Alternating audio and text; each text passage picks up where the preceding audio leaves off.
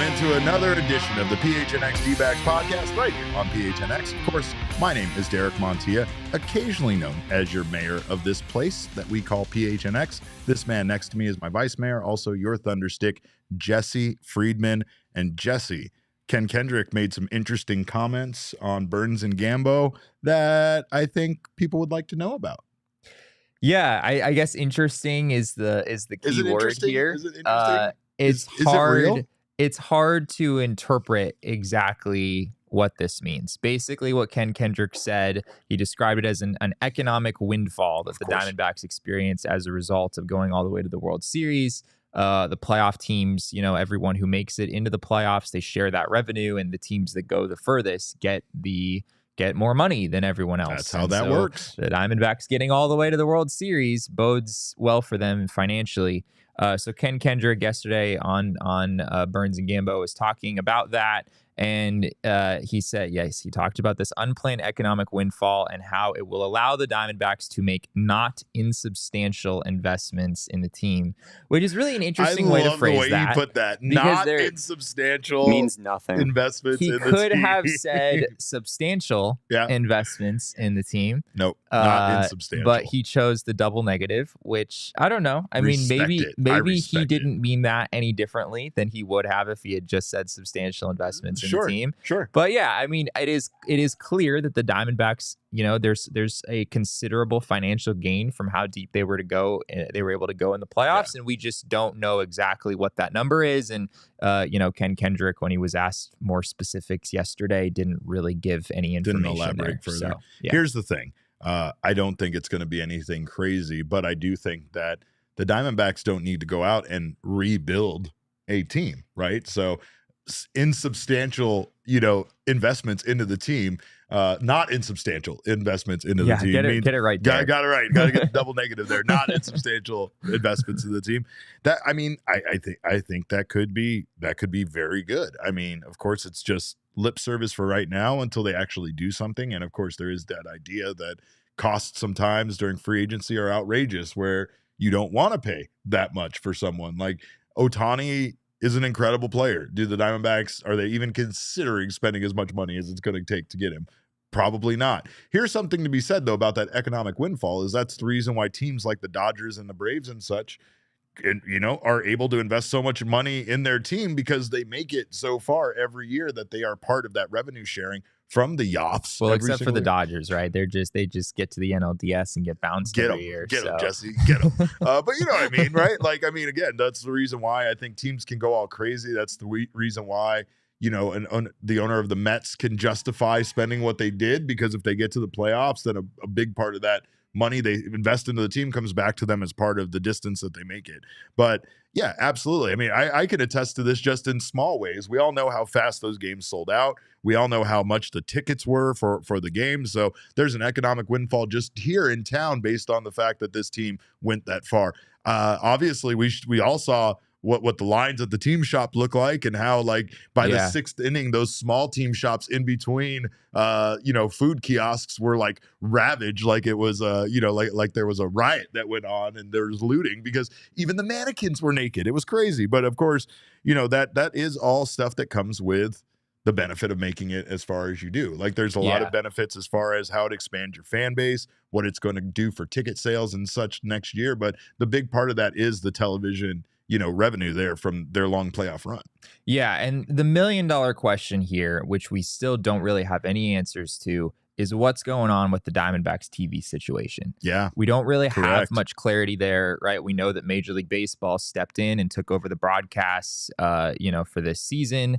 And our understanding is that the Diamondbacks did not get as much TV revenue this year as they would have under the previous deal that is now no longer exists. Yep. And so the question moving into next season is what does that look like for the Diamondbacks? Are they able to find a way to, have a new contract, whether it be with Major League Baseball or some other entity that actually pays them the amount of money that they were getting previously? It seems kind of unlikely that that's going to happen. The Diamondbacks are probably going to still have to deal with some cuts in terms of the revenue that's coming in from the TV side. Correct. And so it's they're losing money there. That seems pretty inevitable. We don't know how much it is. And they're gaining money because of the postseason run that they just had. And so it's just a math problem that we don't know the numbers right now, right? Yeah. Is the amount of money that they gain from the postseason run, does that outweigh any potential losses from the TV deal? Is it a wash?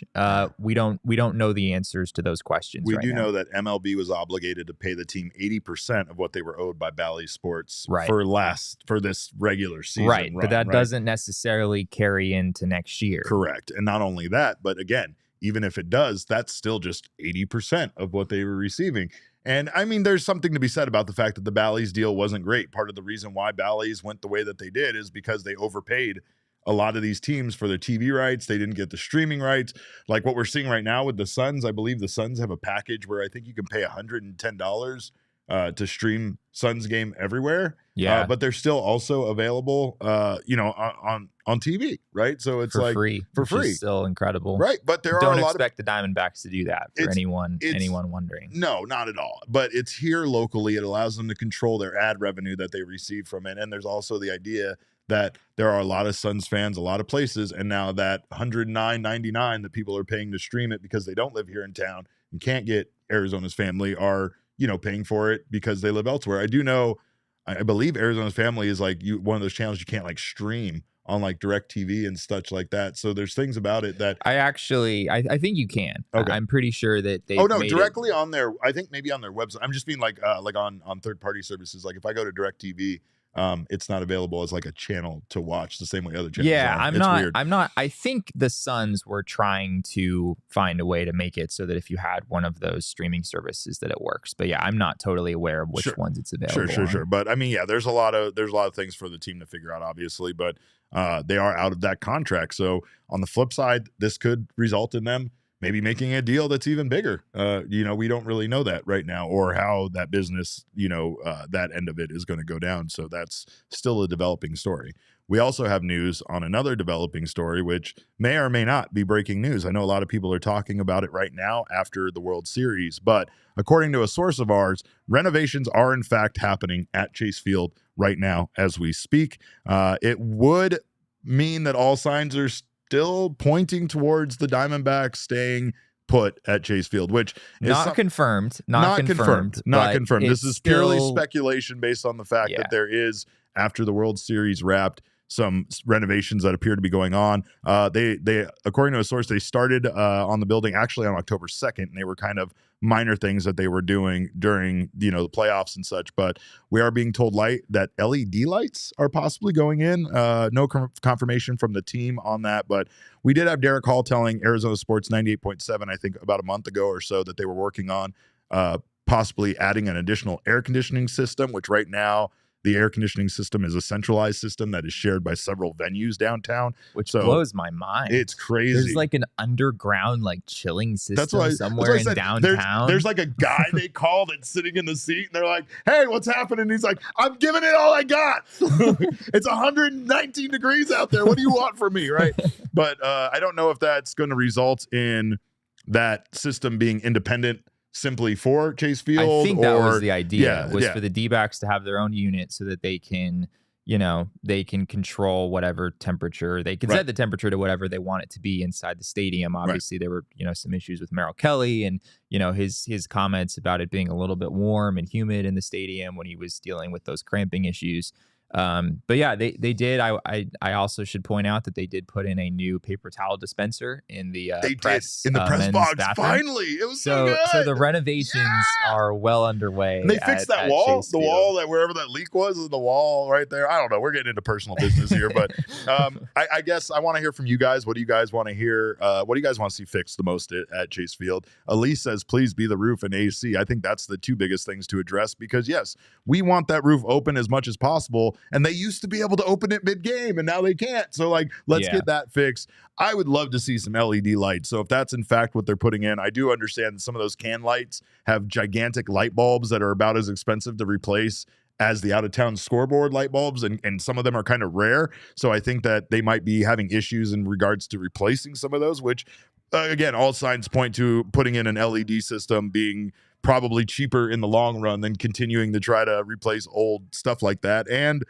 cooler, more fun, all sorts of cool stuff we can do. Like when they, yeah, man, all these MLB teams think they're so cool with their light shows. Hey, Jesse got to see him in person. I've been to every stadium that I went to this year. Like they just love doing the LED light show thing, especially the Dodgers. Remember that story from the beginning of the season when the Dodgers turned the lights off in the stadium as the game was actively being played? It was a bit of a problem. Oh yeah. Yes. That was I think that was the first series of the year. That was a long time ago. But yeah, the lighting standards for across the league, the Diamondbacks are just not quite measuring up to that right now. Yeah. And I don't honestly even think that putting LED lights in is an indication that the Diamondbacks are staying at Chase Field. I still think the Diamondbacks probably are staying at Chase Field, but they were probably going to do this anyway because no matter what, they're going to be there for, a few more years. And I think it's to the point where you just have to make this change in order to just be kind of a viable major league facility. No, that's true, but I was talking about with Espo. It feels like a war of attrition at times between when they had that lawsuit with Maricopa County and all of that stuff. It was kind of like when me and my wife both refused to do the dishes because it's supposed to be the other person's turn and we've lost track. So now we're just both not doing them and we're just seeing who can last longer, how high that pile can get in the sink, right? So it felt like that with this stadium. Like they were both letting, issues go for a long time to the point now where we have this issue with the roof that's been going on for way too long, where they can't open it with people in the stadium. I guess we don't have any confirmation on that yet. Right. But none at all that they're working on. I think it is likely that the Diamondbacks will fix the roof this offseason. I'm with Gabriel. He says, I want the out-of-town scoreboard back and I want the clock back. But can we do modern versions of it? Would it be cool if it was still a clock, right, with hands, but it was digital and they could make it change into the Diamondbacks logo and say home run and shit when it they had a home run. Wait, how is the clock digital, but it also has hands? Because it would look like you want it to be clock. like a It would be screen. circular screen, right? It would be a clock, but I just mean. But they could put, like a digital watch, Jesse, jumping into the 21st century. Well, what's wrong with you? Told, I can tell time with an analog clock. Yeah. But it just takes me a couple minutes. Oh my God, a couple of minutes. You monster. Maybe not a couple That's minutes. Crazy. That's give me 30 seconds and I'll figure out what time it is. Jesse, it's just for the look. It's for the look. You're a math guy. It's just the purpose of we have a clock. Yeah, but see, people part of our culture. People think that because I have a math degree, it means I know how to tell time. It means you know how to do crazy. 6 times 5 is 30. Crazy. So and it's past 12, so it's 12:30. That's what it should mean that Well, I didn't grow up actually telling time that way. Right now, I'm so tired of you already. You've been back for 2 days. I'm already tired of you with your goddamn. I don't know what analog clocks are. I didn't grow up in your world. I know what they are, and I can tell time. Yeah, no, it just takes me a while. Right. Yeah, well. By the way, speaking of people who were fed up with, 6 Rangers fans were arrested after the win for Game 5. And 4 of them were arrested for running on the field, while 2 were arrested for jumping in the pool, even with all that security. So I just want to point this out. The 2 who were arrested for swimming in the pool got trespassing violations, and of course that was bad for them. But I guess the assumption there is that they didn't have access to the pool. Yes. They didn't. It's they were in the stadium, Correct. but they didn't have But the pool is seats. still kind of treated as a suite, so it's different than running onto the surface of play, because the 4 who were arrested for running on the surface of play are now banned from MLB ballparks for life. all of them. So Wow. hope that was worthwhile for you, of course. Is that a universal thing? Anytime so. a fan runs on the field, they're banned for life? They're banned for life. Wow. We did hear from that Phillies fan that got tackled by the security guard who was overly aggressive. And funny thing about that was he lost 2 teeth. But yes, he did survive. Wait, he lost 2 teeth? He lost 2 teeth. Oh my God. And he also said that it wasn't his first lifetime ban. He had already been banned before. And they were like, how did you get back in the ballpark? He's like, I just had my buddy buy me tickets. And like, it's literally that simple. I don't want to give that information that does away. Seem like an impossible thing for Major League Baseball to like enforce. track. Yeah. I mean, what are you going to have a picture of the guy at the front gate? That's what I said. Everyone has to show their IDs when they walk in to make sure they don't have a lifetime ban on their name. That's why it's people ruin it for all of us, right? All it takes is one person, and then next thing you know, they're checking ideas at all the ballparks. But I'm still not over the World Series loss, by the way. I know Jesse might have moved on a little faster than I have, but yesterday was a really dark day for me. It was. Damon had to take the day off work, and it's understandable. I woke up at like noon. Yeah. And I was just sitting there, and I was like just staring at my ceiling, just like, wow, we let it slip. Did you ski one time?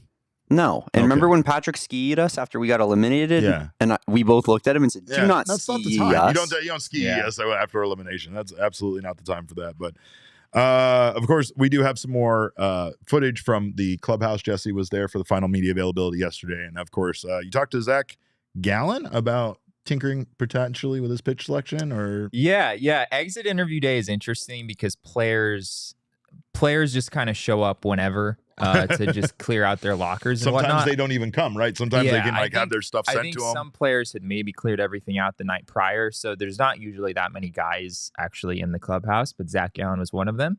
We had an opportunity to talk with him for a while. And I asked a question about his offseason tinkering plans, because we all know that Zach Gallen is a tinkerer.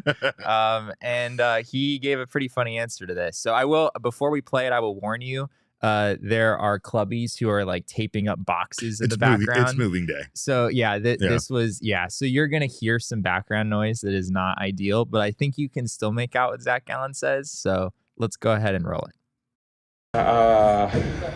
I don't know, everything. I might add like 3 pitches. I don't know. The tinkering will never stop, I think, until the day I take the jersey off, really. I mean, this will be the off season. I think this will be the first one I won't stop throwing for an extended period of time. So I'm excited for that. I'm excited to, be able to keep building on just, what I've been trying to build on, really. I don't know if I can pinpoint anything just right away. I got to kind of digest it and go through my notes and kind of audit what I thought I did well, what I didn't do well, and be able to come back better for next year. You think it's a sweeper? Huh? You think it's a sweeper? Zach Wheeler's got what? Slider, curveball, and Yes, sweeper. You could get a split. I don't know. Splits are dangerous if you don't throw them. I know they put some stress on the elbow. Knuckleball? Knuckleball, EFIS, something. I need like an extended pitch comp for next year. But just start throwing left-handed. Yeah, see if you can add that. I'll see if I can do that too. I mean, I don't know. I'm at that spot like last year where it was the first year I didn't try to add a pitch, just tried to make things better. And I think I'm gonna follow that, similarly, but it doesn't hurt to have extra weapons. When what you got isn't really working to what you think, maybe just kind of throw a little different wrinkle in there. When does that? If he would have said he was going to add a Robert Beshin's football slider, I would have lost my goddamn mind. That's hilarious, though. Both the taping up of boxes and Gallen saying he won't stop tinkering until the day he hangs the jersey up. I mean, would you expect anything else from Zach Gallen, right? I mean, that's just par for the course. Although it would be really fascinating, and this actually gave me a show idea for us at some point in the offseason, where we just decide what pitch every Diamondbacks pitcher is going to add. So, like, Kevin Ginkel is going to have a nasty forkball in spring training next year. Like, the slider's one thing, but he clearly needs another weapon to get lefties out because, we saw that. Yeah. Oh, sure. yeah. It's not like he went the entire postseason without giving up a run or anything. I want Zach Gallen to throw a 63-mile-per-hour EFIS pitch just that in the feels middle like the one thing that's missing, right? I just want it in the middle of an Zach Greinke had like the normal, more hard curveball. Zach Gallen's is a little bit harder than his, But yeah, maybe Gallen does need like an ephus pitch. Yeah. That would be. I feel like that's like the pinnacle of being like a star pitcher in the majors. Is when you can just pull off. Yeah, out of nowhere. You're not there until you have an ephus. Yeah. Like that's the last step. Until you strike someone out with it too. Like yeah, you just make someone look like an absolute fool with it. I will say that the great pitchers, the great players, they continue to adapt, right? So the tinkering that Gallen kind of references there is a big reason why I think he's going to continue to be great, because he's never going to really be satisfied with anything he does. Even if he goes out there and has himself the best season like any pitcher's ever had, he's still going to try to find some way to adapt and get better the following season. So he already has a cutter. To that comment in the chat, he has like a cutter and a slider. Sometimes some of the pitch tracking systems get them confused and think they're like the same pitch. But yeah, currently he has 5 pitches. And yeah, truth be told, as you heard there, Zach Gallen, it doesn't sound like he's going to add anything this offseason. He's just going to try to make what he already has better. And he also talked about, not having the second half of the season that he wanted to have, and how that, gives him maybe a little extra motivation to really try to get things right here over the offseason and come back ready to go next year. We also had Torey Lovullo talking about Gallen's potential no-hitter that he was throwing there in Game 5 and how things went for this team. Yeah, I was starting to get really uncomfortable. I'm not going to lie to you. Pitch count aside, this was a World Series, and Zach came in my office last night before he left to say goodbye, and we went over a couple things, and he said, I had no-hit stuff. I was prepared to throw a no-hitter, and I was going to ask for you to let me go 110 pitches, 115. So I would have checked in with him after the 7th. I would have checked in with him after the 8th, saw where he was, and he had it going on yesterday, and I wasn't going to get in his way. So I was going to see it through his eyes. Then if I didn't like it, I was going to make the parent decision and make a change if needed. First, button-up shirt Torey has to be the hottest manager in baseball. That takes him from level 3 up to level 1, right? Put him on the list. I'm not even asking for Sean's approval on this, but I do also want to say that like that tracks based on conversations we've had with Zach about like how he said he would let his arm fall off for a perfect game, if that situation ever arose, right? So like here in the World Series, in essentially what would have been, his last start, he's going to give it his all. He's going to go as many damn pitches as it's going to go. I also understand from Torey's perspective, though, how that could be uncomfortable because you came in with a game plan, and now here is your starting pitcher doing better than you ever could have imagined, and you just don't know how that's going to impact how you're going to have to manage and how long you're going to have to leave him in for before you look like a complete idiot. Like I turned to David and said they should have taken him out, and David looked at me and said, "With a no-hitter?" And like it was just fucking crazy. But it's like Torey's been so like dedicated to pulling guys out of the game, especially so that they don't go through the rotation that third time through the starting lineup, right? So like it just made sense that it was time to pull him out because he gave up a run. I was like, "See, you should have pulled him out, right?" And it was the most hindsight thing ever. Derek looked at me and he was like, "Should have pulled him out." And I was like, "Derek, he was throwing a no-hitter and had a very low pitch count." That's the reason why, right? That's why Torey's saying it's uncomfortable, because he does have a game plan. But of course, we've even seen this with Zach Gallen, where he's been brilliant in an outing up to a certain point, and then Torey just leaves him in for one inning too long, and then now he's giving up 4 earned runs or something like that, right? It happened a couple of times during the season. Yeah, I mean, pitchers are dominant until they're not. Yeah, right. Exactly. Like sometimes there is just a point, and especially in these playoff games, where you just go from being effective to just kind of not being effective. And for Zach Gallen to lose his no-hitter on a pretty sad cue ball that just sort of beat the shift off of the bat of Corey. Of course, it was Corey Seager, right? Of course, it beat the shift. Of course, it beat the shift. How many shift-beating singles did we have hit against us in this playoffs? I've never seen the sheer amount of like opposite field weak ground balls that went for hits against us. Yeah, clearly that. Get rid of it, right? What are the D-backs doing? I thought they banned the shift, right? Yeah, what the hell are we doing? Supposed to be news of the past. But yeah, that you can just see for Torey here, like that no-hitter put him in a pretty difficult spot, because you've got your game plan, you've got like, all right, 80 pitches or whatever it is, we want to get to the bullpen. We've got all of our best guys well rested, but yeah, I mean, it's kind of interesting to think about, like a world in which Zach Gallen had continued his no-hitter through that 7th inning what does Torey do? Does he stick with, if it's still a scoreless game going into the 9th inning, does he stick with Zach Gallen at 105 pitches and give him an opportunity to finish the deal? Are the Diamondbacks able to score a run? Of course, is sort of the other question there. Yeah. But just crazy that he was able to do that. A question we'll never have an answer to because they didn't. But of course, we have more from Torey Lovullo. Actually, as you talked about yesterday, Torey Lovullo's family members met him in the interview room. We know that was a very emotional moment. We have a screenshot of that, and like just all the support, all the love in the world, and it makes all the sense why before talking to us gas bags, he wants to go over there and have a moment with his family. It was very emotional, Torey Lovullo obviously after that game, but I think man, it's just such an example of how much he cares and loves about this team. I don't know if I've ever seen a coach that distraught and open with their feelings during a press conference like that, after a loss. Yeah. And for his family members to do this to him, right? Yeah, to be back there doing the hearts. Can we pull it up one more time? Like how is Torey Lovullo supposed to respond to this? Like, is he actually supposed to be able to sit down and do like a full-on press conference after losing in the World Series with his wife and his kids in the back making, heart hand symbols? But yeah, we don't have video of it, unfortunately. But after that moment, as we talked about on the post-game show the other day, I was in there when it happened. Torey was about to do his interview, and then he just couldn't do it. He just lost it. You can see in that picture, he's just kind of standing there staring, like trying to keep himself composed. And, within a few seconds, he was back off of the podium and hugging all of his family members. And and we have a clip of Torey talking about that in his exit interview yesterday.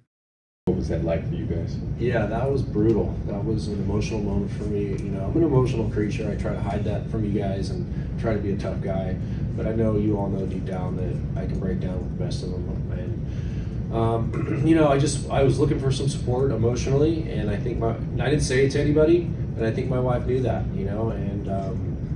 when I picked my head up and they were back there and they were all making a heart, that was rough. That was super rough.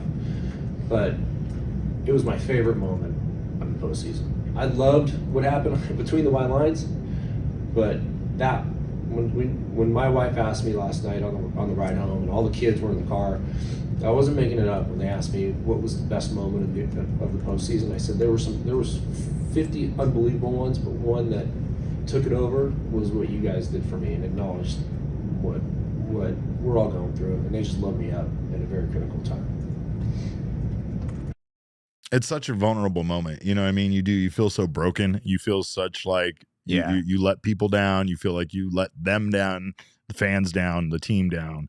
And I know it's not hard to overcome being so close to the top of that mountain and not getting there, right? But the support from the family is always something. I know that's big for me. Like sometimes win or lose, sometimes good shows, bad shows. There's nothing better than me being able to go home to my family who like loves you unconditionally, regardless of what happened. Right. So, but it's a lonely moment when you're up there on the podium, I think, and you're in front of all of these cameras and all these people getting ready to essentially respond to the question of why did you fail? Which is just a wild, it's a wild task to take on, but Torey continues to be one of the best human beings we know. Yeah, I think I know that there are Diamondbacks fans, especially during some of the harder moments of the season, that kind of soured on Torey a little bit and, thought he was making some managerial mistakes. And, I think some of the criticisms are valid of, pitching changes here and there and whatnot. It's not like Torey Lovullo managed a perfect season. But there's definitely this sense across the fan base right now where people just like this guy, Mm-hmm. And as someone who's in there every day, interacting with Torey and asking him about all sorts of things related to this baseball team, he really is the kind of person that, you can disagree with decisions that he makes, but he's just a really genuine, just loving person who really cares about people. And he owns up to it, too. Like, when we as media question him or talk to him about stuff, he has no problem, like, literally at times going, yeah, I screwed that one up, or whatever. Yeah, like, I think he does a good job. holding himself accountable. And Mike Hazen, I would put in the same category. Yeah. Like Mike Hazen will oust himself in ways that members of the media don't. And there's a lot of people, there's a lot of fans of other baseball teams that I think are kind of jealous of that. Like, wow, I wish I could see my manager, my general manager kind of own up to their shortcomings from time to time. And that's something we really have seen from the Diamondbacks over the last few days. In some cases, especially with Mike Hazen, I feel like reporters are trying to beat around the bush so that they can handle the situation delicately. And Mike Hazen will just grab the question he knows they're trying to ask and just answer that. And I love that about him. I really do. So, and same thing with Torey. Torey's a little bit less like direct and he'll go along with you, but Torey understands what we're trying to get to and has no problem being open and honest about all of that stuff. So of course, that's, look at the shirt I'm wearing right now. This shirt, this is one of my favorite Toreyisms and will never not be. We're fucking dangerous. We're a connected team is a dangerous team. And we're fucking dangerous. So by the way, you can get this shirt. We have one for Torey too. Torey, after you're done camping and drinking a lot and all of the stuff that you plan on doing after this loss, hit me up. I got a couple of shirts for you, but you can get this shirt from our PHNXlocker.com right now. We're fucking dangerous, and we are connected as well as a PHNX family. Make sure to grab that shirt. If you're a diehard member, you get 20% off. If you're not a diehard member, you can join us today as a diehard member, and you will get that shirt for free or whatever shirt you want from the PHNXlocker.com as part of your diehard package. So do that today. And also, thank you guys for being here on the PHNX Sports YouTube channel. If you haven't subscribed to the channel yet, sign up for notifications, subscribe, do all of that stuff. That way you don't miss when any of our shows go live. Do what Gabby says, drop us a like. And of course, that's our attaboys. If you're listening on the audio podcasting side, make sure to subscribe there as well. Leave us a 5-star review. We always appreciate that support. Of course, shout out to all of our partners. We are very excited to be partnering with Gila River Resorts and Casinos. I know I need a vacation. I am going to go to Gila River Resorts and Casinos and pretend like I'm out of town and turn my phone on, do not disturb once again and enjoy myself because we deserve it. This guy deserves it too. I'm gonna take him with me. I know he's not gonna gamble or do any of that stuff, but he can watch me lose, at the blackjack tables, of course. But I'll tell you this, you can win big also at Gila River Resorts and Casinos, and you can do it without even going down there. You can also you can sign up online for the Gila River Resorts and Casinos $1 million Big Red Showdown. You can stay in the game and get rewards. It's that easy. You can play free games online for a chance to win $1 million in cash. They also have weekly pick'ems and monthly drawings that can get you stuff like Cardinals tickets, memorabilia, and free bonus play prop cards for select football games. So do not miss out on everything Gila River Resorts and Casinos has to offer, including being an incredible place to go have some fun with your friends and do a staycation here in town. Enjoy yourself. Visit GilaMillionDollarShowdown.com to get in on the action. For more information on Gila River Resorts and Casinos and all they have to offer, head to play@Gila.com. Well, we also have our other new sponsor, which I'm excited to be partnering with because I need some new flooring in my home, Jesse. I have a big tile that I got installed about 12 years ago. And what nobody tells you about cheap tile that you buy sometimes is it chips and breaks and eventually you have to replace it. And I don't know what to do with that now. The guy that I had install it, I don't even know where he's at or what his phone number is anymore. So basically do better than I did. I'm going to go to Empire today and you can too. They keep shopping for floors simple with a curated, fantastic product selection, which is all about quality. Their philosophy is to help you find what you need and not overwhelm you with thousands of choices and substitutes. They will not put anything in your home that they would not put in their own home. They also have their virtual floor designer, which is a great way for you to see how the new floors can look in any space in your home. So check out Empire today. Again, they do service their own warranties, which I can definitely attest to when it comes to warranties that I've used for furniture and other things in my home. You want to be able to call the company that did it and not some third party or, track down a manufacturer's phone number. So you can schedule a free in-home estimate today with Empire today. All listeners can receive a discount of $350 when they use the promo code PHNX. Restrictions apply. See empiretoday.com/PHNX for details. I have a quick question about Torey. Yes, what do we think Torey's drink of choice is? You were saying he's going to be drinking a lot. I need to know what Torey's sipping on because I want to be sipping on the same thing. I get it. Yeah, that's. You think he's like a Scotch guy? I think whiskey seems a little bit more like Torey's just a blue collar kind of guy. I feel like Torey loves a glass of red wine though. Oh, Salvatore Lovullo absolutely enjoys a glass of red wine. I can almost guarantee that. But yeah, I mean, you know what? No judgment. The man took us to the World Series. He's allowed to do whatever he wants to with He's the just next drinking week. like raspberry mojitos. You know what? That would be such a savage move.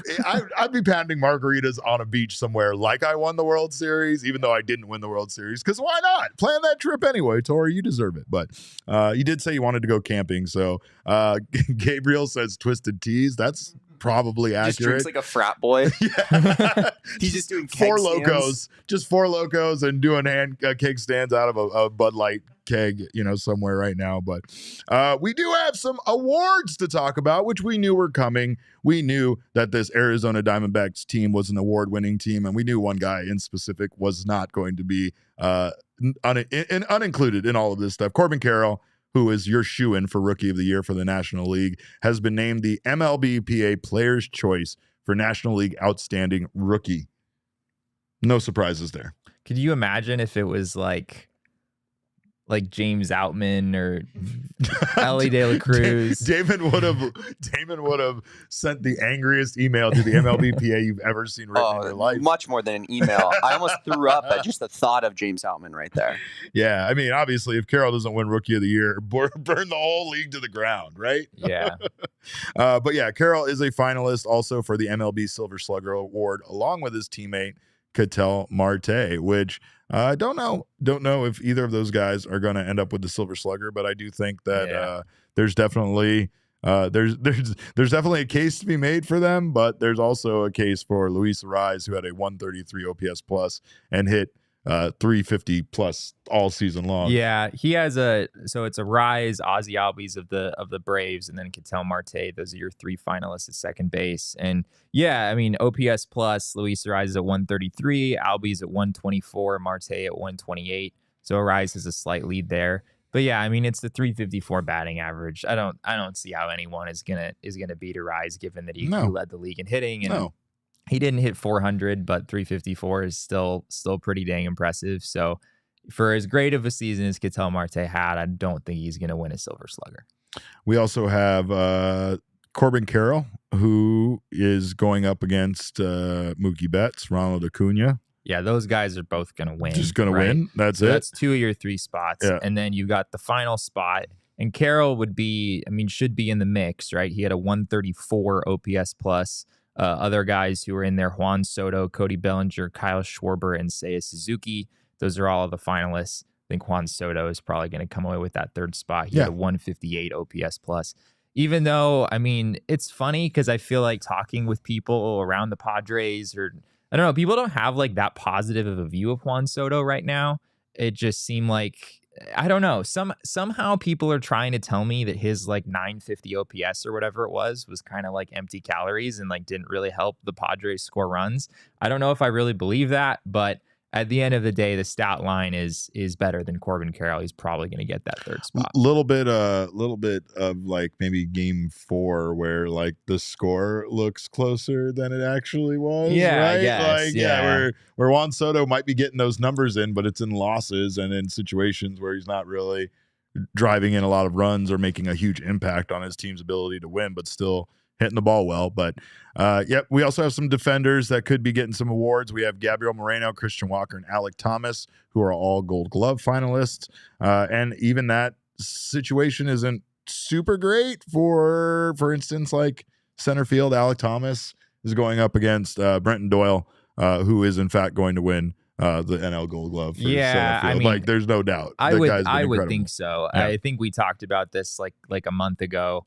Brenton Doyle was a terrible hitter, like the worst hitter in baseball by a significant margin if you put like a plate appearances threshold on it. But at the end of the day, that shouldn't matter when it comes to the Gold Glove Award, even though sometimes it does. But in terms of the defensive metrics, he's head and shoulders above the competition, including Alec Thomas. So I think you're probably looking at Brenton Doyle of the Rockies getting a much-deserved Gold Glove in center field. Christian Walker should win at first base. No surprises there. Carlos Santana actually had more defensive runs saved at first base this year, but Christian Walker had significantly more outs above average, which is sort of the other main defensive metric that people like to use.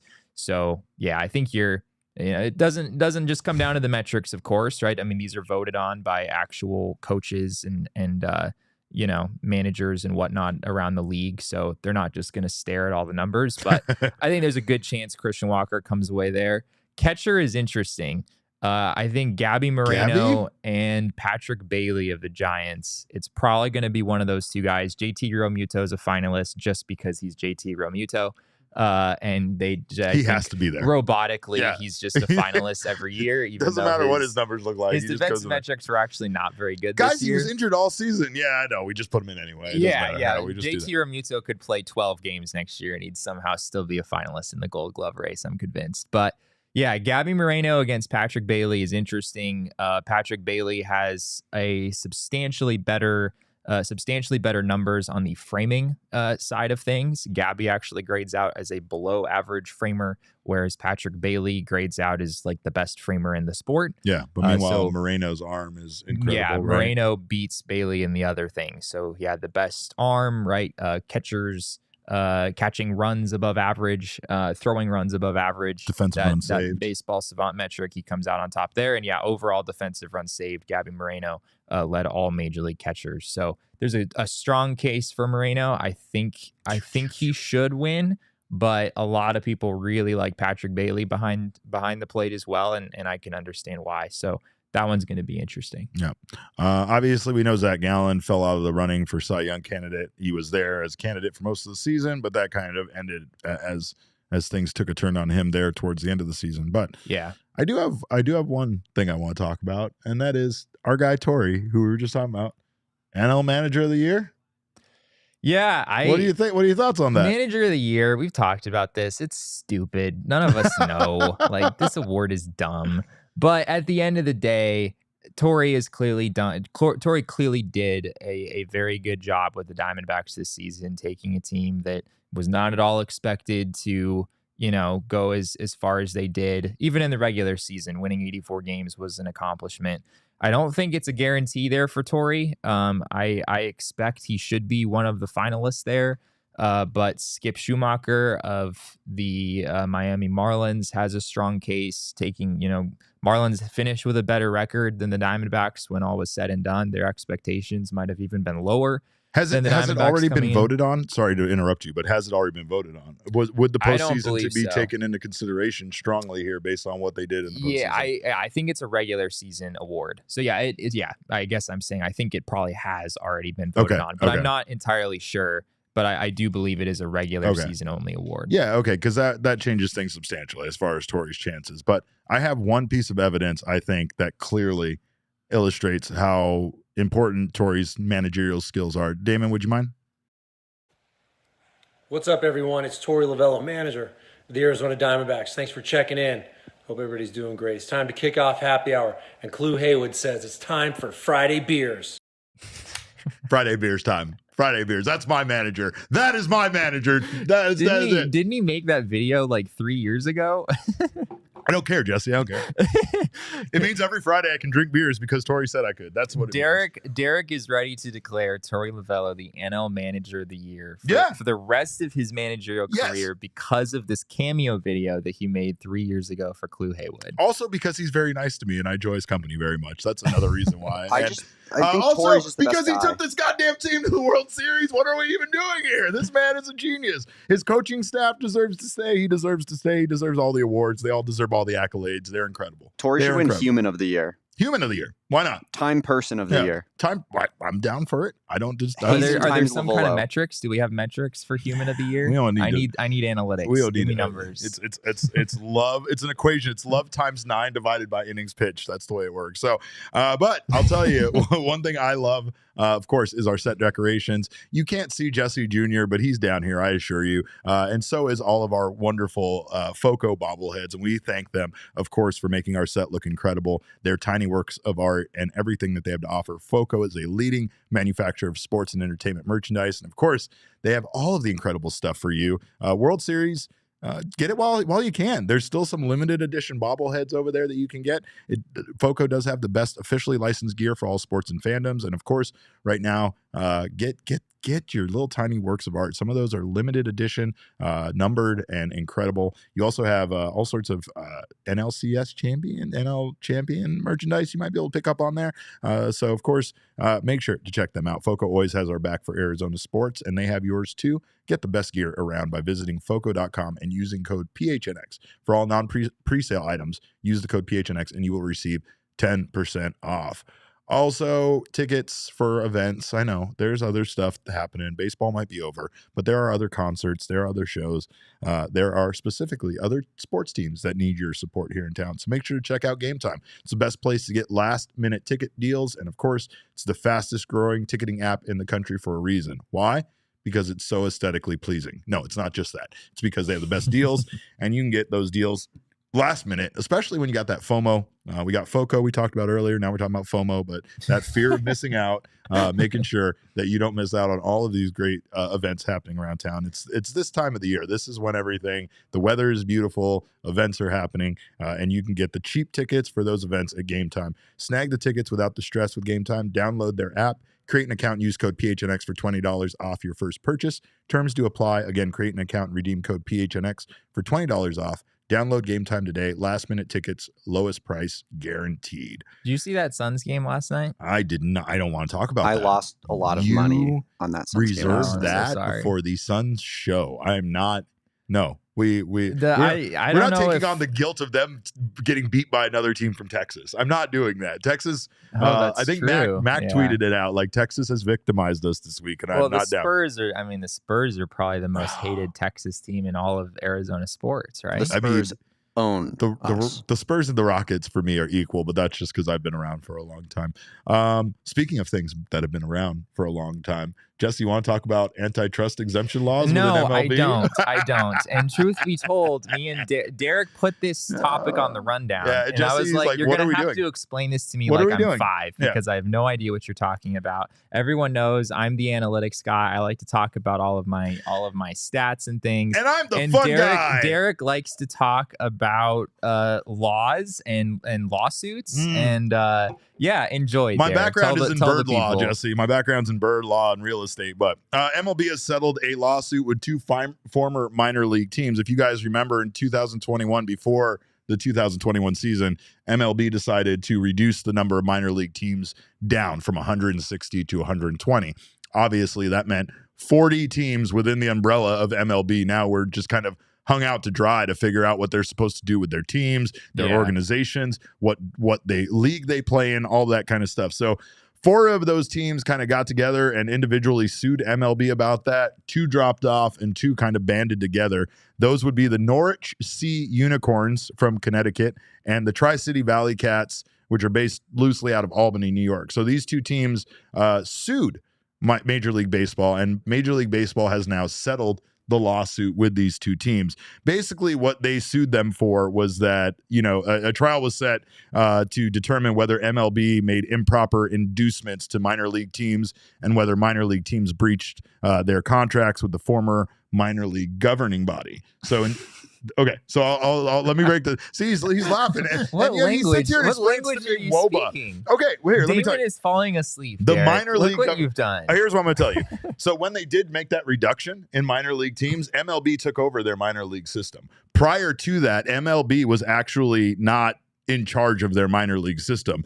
There was it's the National Association of Professional Baseball Leagues had overseen the minors since 1901. So now MLB kind of oversees their own thing, which was formerly kind of overseen by like a third party, right? So basically what's happening is MLB for years, since 1922, has received this exemptions of being governed by like the FTC as a business, right? They're treated like they're a traveling circus or something else, like they actually were back in 1922. And just to confirm, the FTC is the Federal Toddlers Commission? It's the Federal Toddlers certification. No, it's the Federal Trade Commission is what it is. It is the governing body over companies that essentially like cross over like state lines at times, like interstate lines to deliver a product. And technically that's what MLB does, because their teams travel from one city to another to play each other. There's merchandise sold across the United States and stuff like that.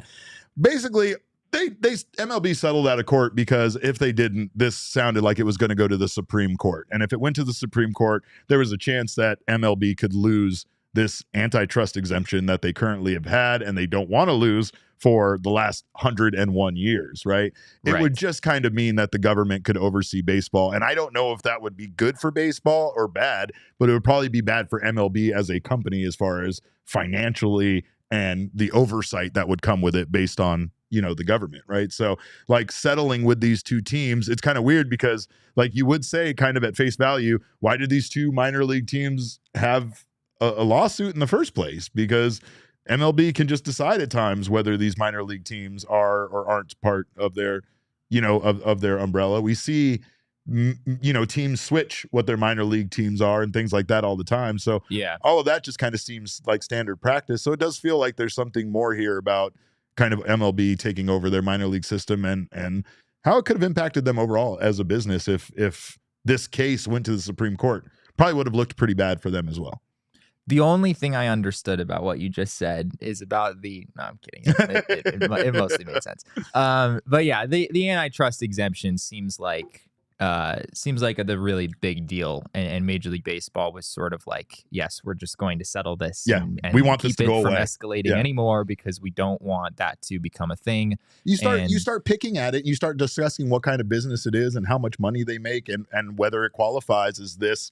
I mean, MLB is much different now than it was in 1922. So like as far as a business goes, I mean, there's a lot of things that feels like MLB keeps their hands of, like, you know, like now every sports team, when you go to their team shop online, isn't their team shop. It's a fanatics.com website, right? So like, I feel like there's things that are being done to kind of keep them maybe potentially out of that realm of being a business and still staying a separate entity that just puts on sporting events, right? But there is definitely more business being done by MLB than it being essentially like a traveling circus. But anyway, it's just interesting. Baseball is just a traveling circus at the end of the day. Well, because right? like, you know, government doesn't really get involved in baseball, but we did see that with the steroid scandal there in the late 90s, where they did start bringing people in to testify in front of Congress about their use of steroids and PEDs and things like that. So, I mean, it is one of those things that could basically result in government having more oversight over the game. It could be bad, could be good. It could be to keep Major League Baseball from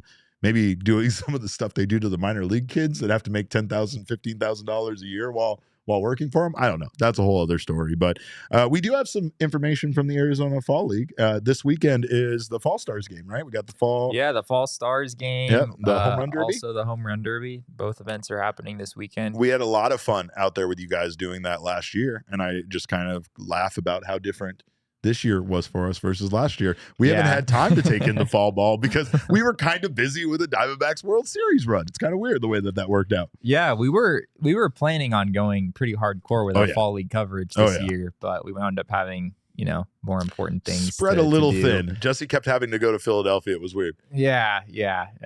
Crazy how things turned out. But yeah, just going through some numbers and, we did talk back before the fall league started about who the Diamondbacks representatives are. Ivan Melendez is definitely the most notable name on the list for the D-backs in terms of just prospect standing. So far in 19 games, Melendez has a 781 OPS. He's hitting 250, 360, 421.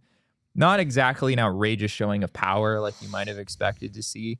But he's held his own. The strikeout rate is a little high, but it's not as crazy as what we saw in the regular season. So I think that's a positive there. And I haven't gotten to see him much in person, obviously. So we're kind of just staring at a stat sheet here. I don't have much of a read on how he's looked defensively at third base or anything. But I know his numbers have come up because he was really struggling early on. I know Sterling Thompson from the Rockies organization has been just tearing the cover off the ball for the Rafters. Yeah. That guy is slashing 342, 463, 487 with a 950 OPS. A couple of guys there on the Rafters are really doing really good. Jace Jung is on the rap. Is that any relation? Is there I any don't think relation? so. there? No, I No, don't okay. think so. I just figured. But yeah, no, I mean, the Diamondbacks, AJ Vukovic, he has a 264, 321, 319 line with a 640 OPS. So yeah, I mean, it's fall ball, but it's still a great time, and especially the Fall Stars game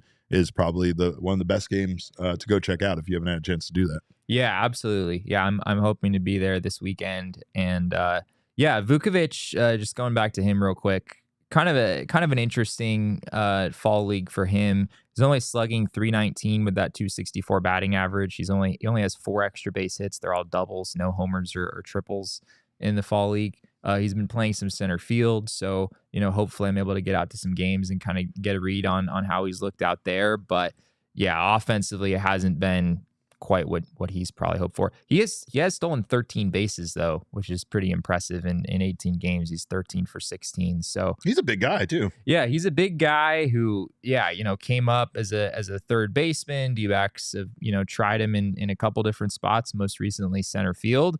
And he steals bases. It's kind of an interesting profile, but the bat is going to have to really come around, I think, for him to really, make an impact at the major league level. And we haven't quite seen that so far in the fall league. Chris Melton says strikeout rate can be improved. You can teach patience. And that's absolutely the truth. I felt like we saw that with Alek Thomas a lot. And I mean, obviously there were still some at-bats in the postseason that weren't great, but I felt like Alek Thomas's patience really came along from just August of this year to where he was during the postseason, and you can actually do that.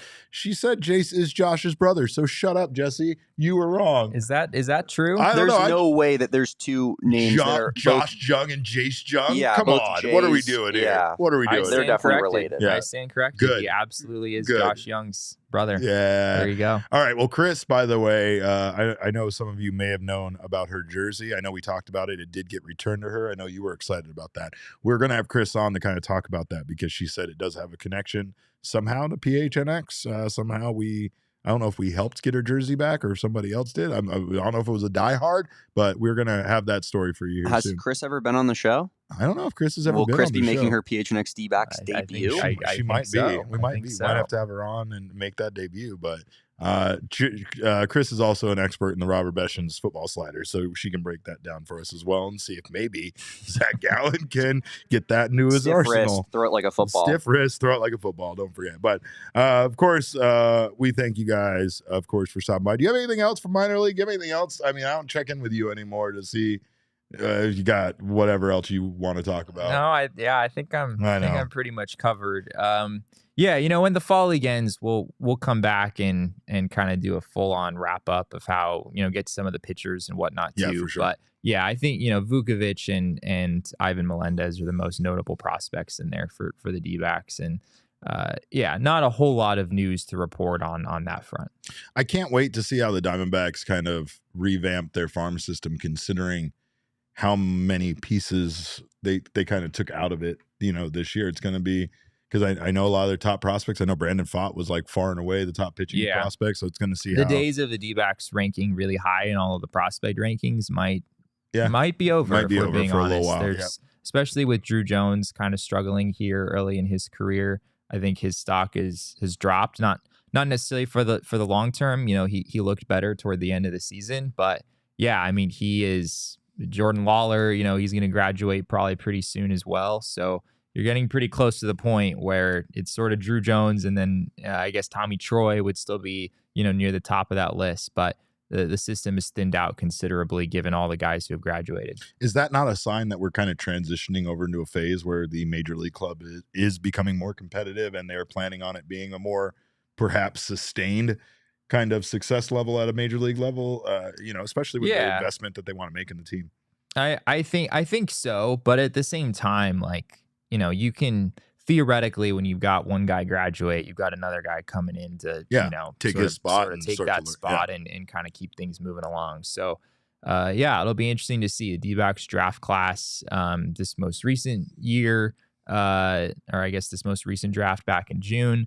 It's obviously a really limited sample, but these last couple draft classes for them, the stock on some of these guys maybe hasn't risen or has dropped in some cases. So, yeah, obviously still early with a lot of them and can't read too much into any of that just yet. Yep. Well, it can't read much into anything at this point. Can't even read much into those comments from Ken Kendrick until things actually happen, right? But keep your hopes alive. Snakes alive. We're going to keep hoping that this team moves in the right direction because if they can, like I've said in the past, this is going to be a very exciting team to watch for a number of years. They just got to, they got to know what they have. They have to build around the core that they intend to build around and add those pieces that can help get this team to that next level, which is weird to say because that next level after this postseason run is essentially just winning the World Series. They already got to the level that every team wishes they could ascend to, right? So especially after a 110 loss season 2 years ago. But anyway, I will say a great way to celebrate everything the Diamondbacks have done here in the postseason is with our friends at OG's Brands. With the World Series drama winding down and the holiday season heating up right around the corner, make sure you take care of yourself. Thankfully, our buds at OG's Brands are back at it with an exclusive deal for PHNX listeners, and they've made it super easy for you to score with these savings. Get 25% off any OG's product at your neighborhood Zen Leaf location from now until November 30th. It's a great addition for Thanksgiving. I'm just saying. But you can get it. You just got to place an order online and use our code of PHNX, and you might have the best Thanksgiving you've ever had in your life. Just head to ZenLeafDispensaries.com, find your closest location, order your favorite OG's gummies for pickup, and enter discount code PHNX at checkout. The deal is exclusive for PHNX listeners, and a reminder, it is available only for online and pickup orders. Discount code PHNX, again, active until November 30th. Well, we thank you guys, of course, for being here in the PHNX chat. Of course, if you guys have not signed up for our Die Hard membership yet, do so now. You'll get that shirt for free. It's the shirt I'm wearing, or any shirt from our PHNXlocker.com. We're connected. We're a connected community. We're a dangerous community. So get the shirt of a dangerous community. Get that now, of course. Die Hard membership will get you 20% off all future purchases.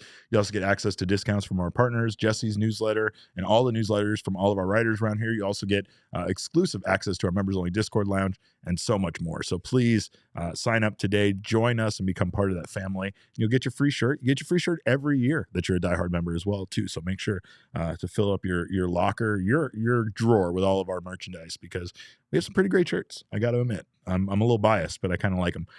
We also like you guys, so thank you again for stopping by. Of course, you can follow us on Twitter. I am at cap_caveman with a K. Jesse is at Jesse N. Friedman. Gabriel Moreno wants you to drop a like. Damon is at Damon Dog. That's DAWG. Of course, we are Damon's dogs. Woof, woof. Woof, woof. Thank you. Yeah. We got to coordinate that better. Patrick was like that. Of course, our show is at PHNX_DBacks, but all roads do lead to at PHNX_sports on Twitter, Instagram, and Facebook. We thank you guys again so much for your time. We appreciate you, and we thank you. And remember, kids, baseball is fun, but it's so much more fun when Ken Kendrick spends a not insubstantial amount of money on this team. We all silly like the mayor.